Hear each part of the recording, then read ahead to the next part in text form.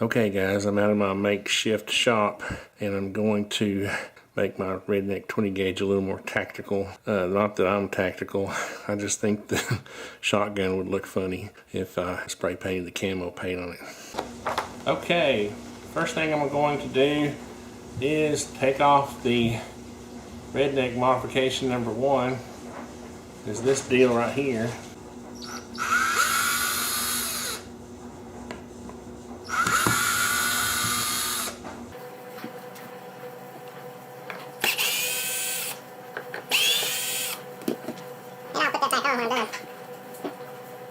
Now, one thing I debated, which you may find funny, but is whether to take this light off or not. You may remember this in the last video.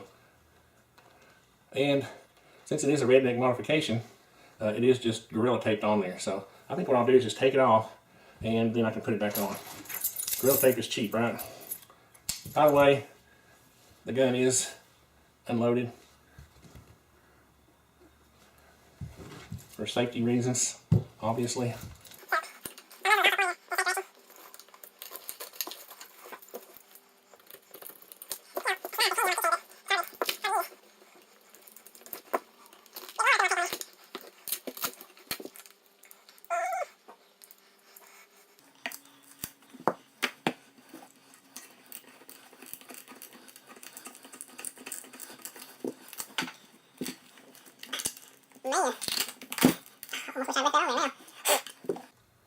Okay, now what I'm going to do is take some 100 grit sandpaper and just rough up all these surfaces. Now I'll tell you, the secret to any paint job, no matter what you're doing, no matter what coating you're using, whether it's an enamel or a latex, it is all in the preparation. You can buy the most expensive paint in the world, and if you do not prepare the surface properly, it's worthless. So what I'm going to do is kind of try to degloss this surface with some sandpaper.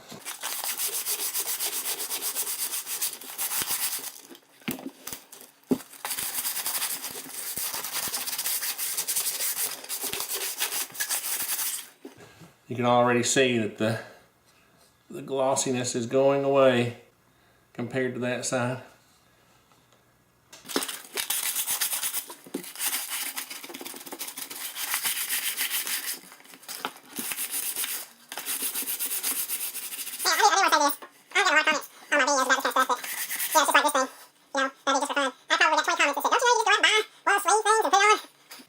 And it's still funny how a lot of people still don't get it, that this is just for fun.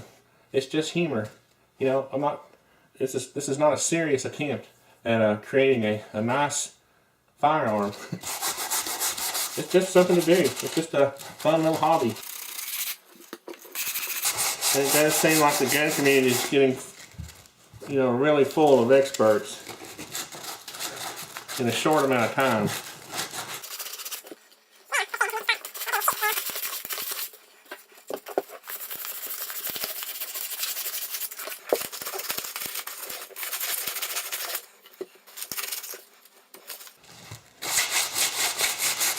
You even want to scratch up this metal, because even though you're scratching it, the scratches will give the paint something to adhere to. The scratches are like a bunch of little fingers reaching out and grabbing the paint. Now what I'm about to show you is a trade secret. When you're cleaning up after sanding, you can use xylene to clean up. It evaporates quickly, but it cuts through the dirt and grime, and it'll help your paint adhere.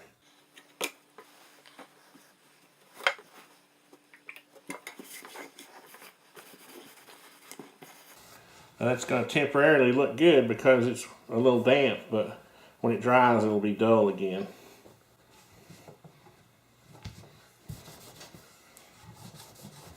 So what we're trying to do now is just get all of the debris off of the gun from the sanding and the oil, the grease, all of that.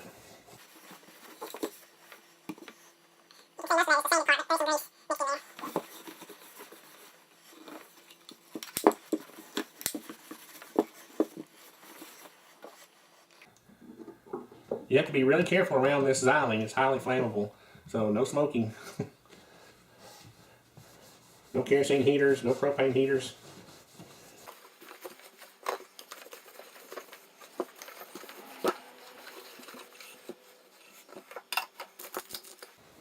And you want to do it in a well ventilated area too, because it has quite an odor. The vapors are pretty strong.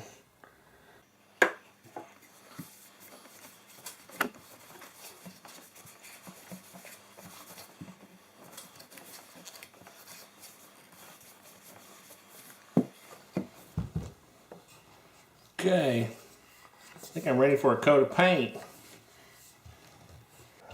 I don't know, I kind of like the way it looks without the paint, but since I've started, I guess I'll go ahead and do it. Kind of gave it an antique look.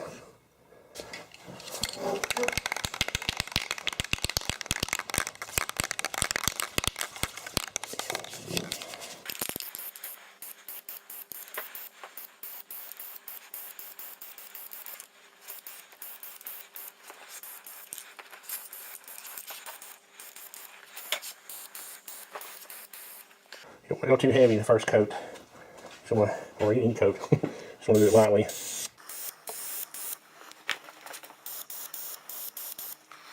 The tendency is, since you've got this can in your hand with a nozzle on it, you just want to keep painting. But you just need to train yourself to stop before it starts to run on you. Which I'm getting close to doing. So what I'm going to do is leave it like that until it dries, and then I'll come back and turn it over.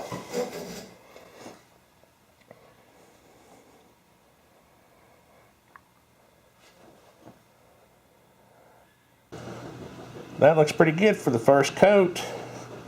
Got a little thin through here, but it feels good. Now I'm going to roll her over and do this side.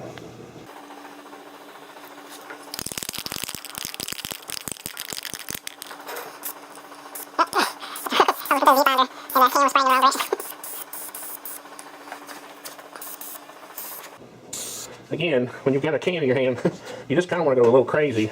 You know, you're in one spot and you just want to keep painting, but you got to resist that urge. Once you get a coat on there, just keep going.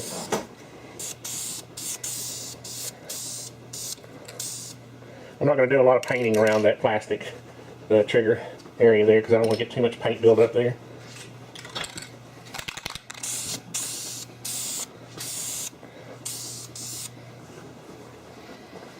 Okay, see what I'm doing? I'm doing what I said not to do. Don't do it, Tony. Quit, stop, stop. And remember, on your spray cans, always turn it upside down and shoot them until the paint stops coming out. That'll keep the nozzle clean. Alright, more drying time. Okay, if you have a wife that loves you, you need to hold on to her. The reason is because she gave me this cool stuff. I think it's shelf liner. It's that sort of, has a rubbery feel to it. But I'm going to try to put a Digicam look on this. I don't know how it's going to work. It may be a total failure.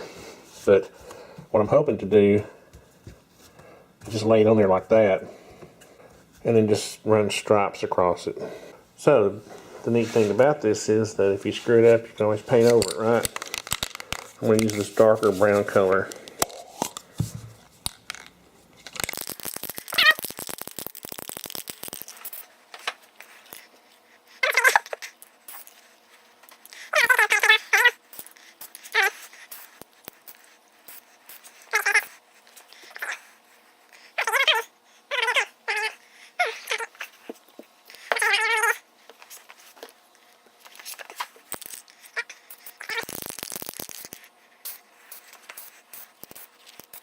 Oopsie.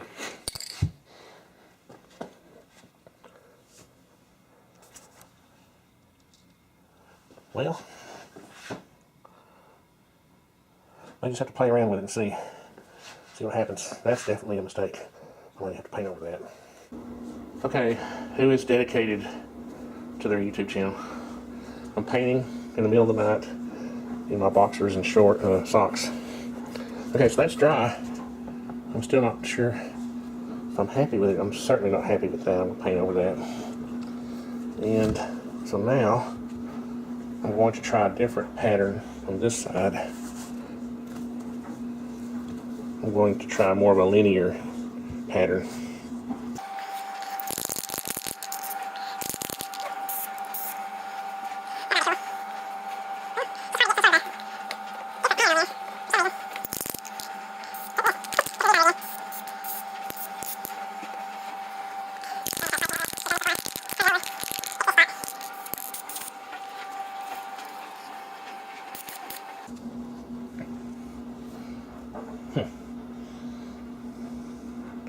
I kind of like this, how it rolls off, but let me try one more squirt back here. Just realized I laid that back over that. I'm gonna smear it. I don't know. This is one of those things you just have to keep going until you're happy with it, I guess.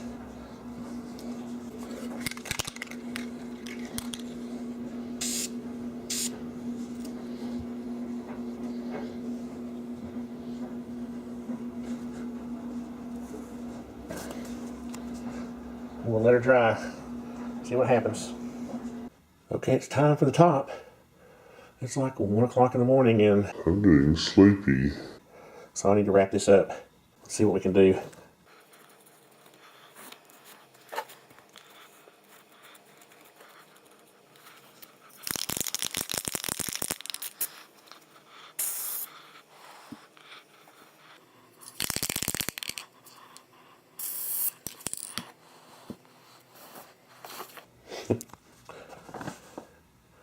I don't know, man. It's funky. That's for sure. A little more right there.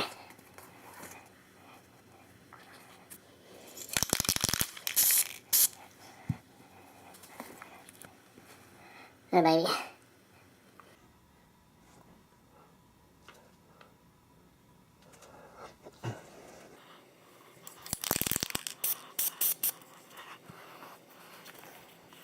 Okay, in the interest of time, I went ahead and installed the shell holder, the Redneck modified shell holder on the side here. And I also put the laser and flashlight back on. I'm really happy with the way this turned out so far, but this is too much black, so I'm going to go ahead and put a base coat, put the base coat back on it, on the flashlight and the shell holder.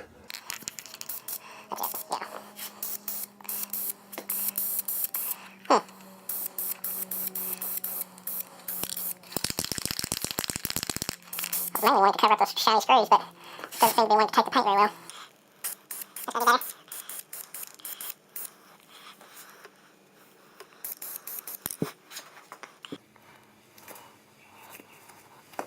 See if we can touch this up.